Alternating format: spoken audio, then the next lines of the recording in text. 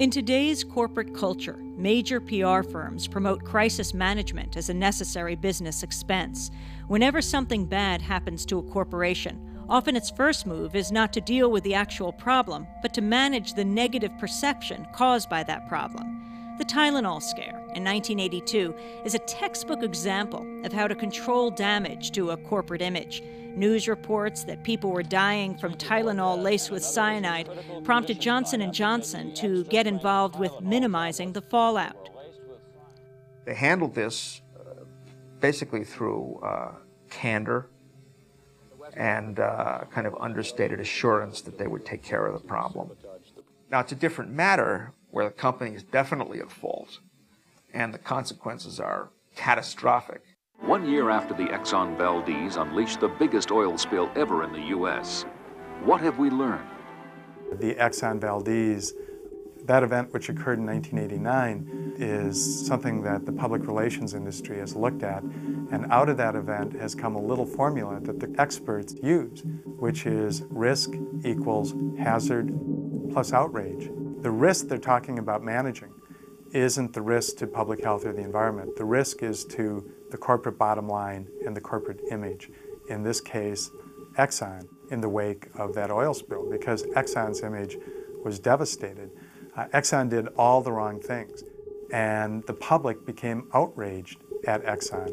And what the experts say is, if you want to control the risk to your company's image and bottom line, what you have to manage isn't so much the problem at hand, the oil spill. That's sort of a technical problem. It's the public outrage. The problem Exxon made here wasn't so much that they spilled all this oil, it was that they responded improperly. They looked callous, they looked arrogant, they looked like they didn't care, they didn't give a damn.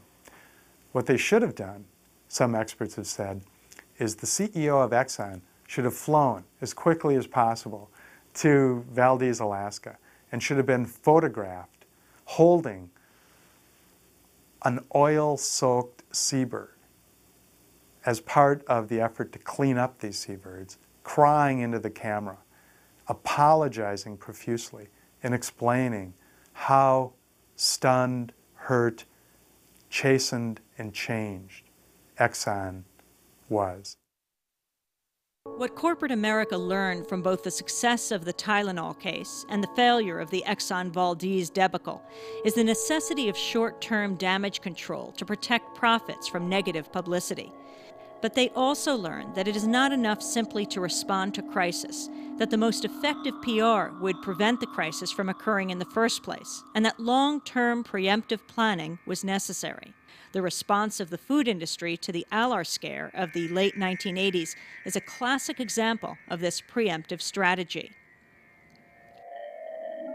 Alar was a pesticide that the apple industry used that should have been banned by the Environmental Protection Agency, but wasn't. CBS did a report which exposed the fact that the EPA had failed to get Alar off the market. And this looked like just a tremendous victory for the press, for this environmental group, and for public health and safety. I mean, isn't this how it's supposed to work in the textbooks? The government is failing to get a carcinogenic pesticide off the market, crusading environmental activists working with the leading investigative TV show of the day, 60 Minutes, expose this to the American people, who launch a spontaneous boycott of apples, forcing the Uniroyal company to pull this pesticide off the market and the apple industry to renounce the use of it. Let the fear stop here.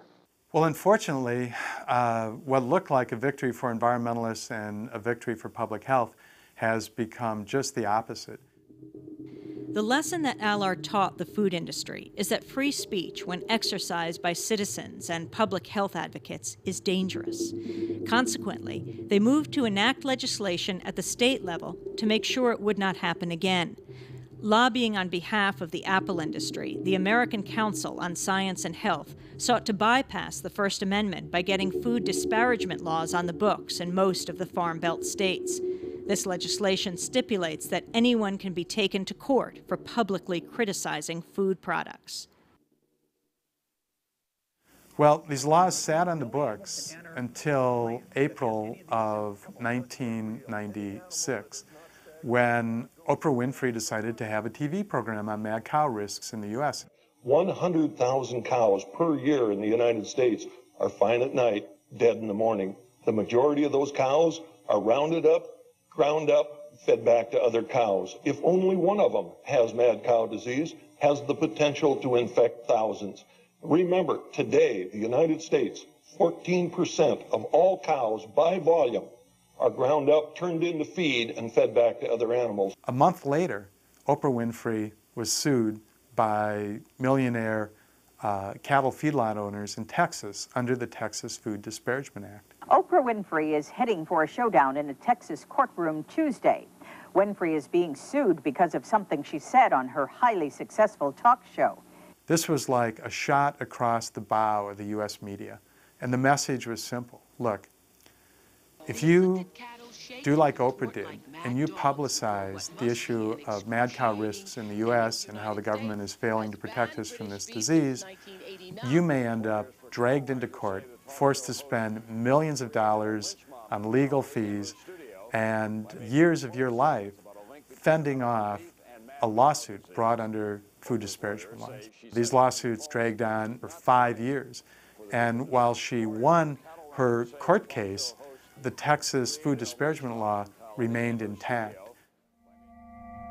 While Oprah Winfrey ultimately won the suit against her, this highly visible attack served its true function: to intimidate journalists to shy away from reporting responsibly on important public health issues for fear of expensive and time-consuming lawsuits.